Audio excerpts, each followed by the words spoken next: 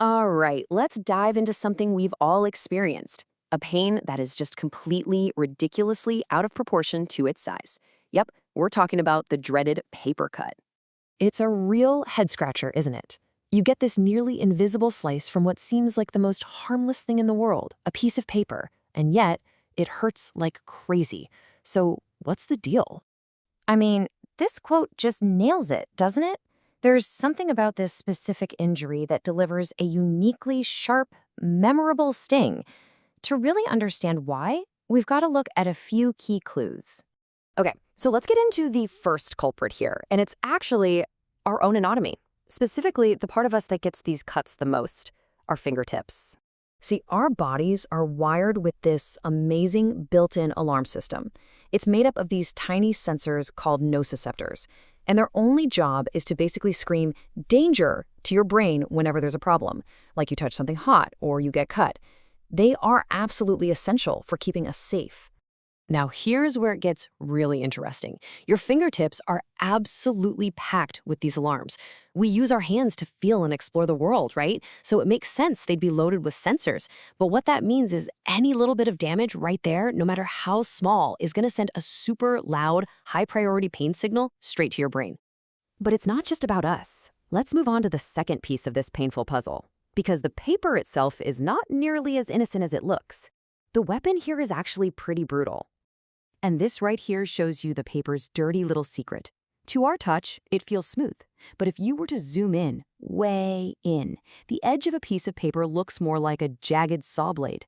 It doesn't give you a clean, neat slice like a sharp knife.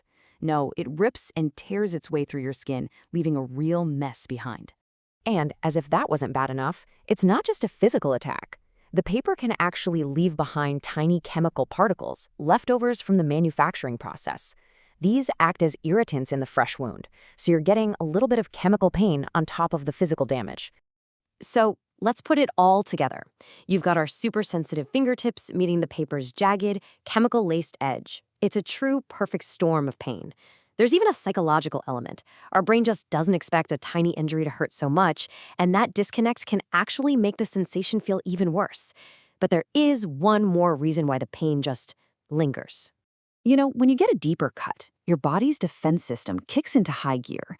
Blood rushes in, it clots up, and it forms a nice protective scab. A paper cut, though, is sneaky. It's usually too shallow to trigger all that bleeding. And that means the body's natural bandage system doesn't really start up, leaving the wound open and all those damaged, extra sensitive nerve endings totally exposed to the air. And because the cut is on your hand, you're constantly using it. Every time you type, grab a coffee mug, or just wash your hands, you're stretching and bending that open wound. You're constantly re-irritating those exposed nerves. It's no wonder the pain from a tiny paper cut can feel like it just goes on and on. Okay, so we've cracked the case on why it hurts so much. Now, what can we actually do about it? Let's talk about the simple things you can do to help it heal faster and finally get some relief. First things first, gently wash the area with soap and water. You want to clear out any bacteria or those little paper particles. A mild antiseptic is a good idea too. Then, and this is key, cover it with a bandage. That's going to protect those exposed nerves from the air and stop you from bumping it. A little antibiotic ointment helps keep it moist and speeds up healing. And of course, let your body do its thing, don't pick at it. Now, most paper cuts are no big deal, but you've always got to be smart. If you start to see the area getting more red, if it swells up, or if the pain is getting worse instead of better, well, those could be signs of an infection, and that's your cue to go see a doctor. So there you have it, the whole story behind the surprisingly painful paper cut. It's a great little reminder of how complex our bodies really are. And speaking of which, here's a final little fact for you. Did you know that our amazing ability to heal actually slows down as we get older? Just something to think about the next time you're handling a stack of paper. Thanks for tuning in.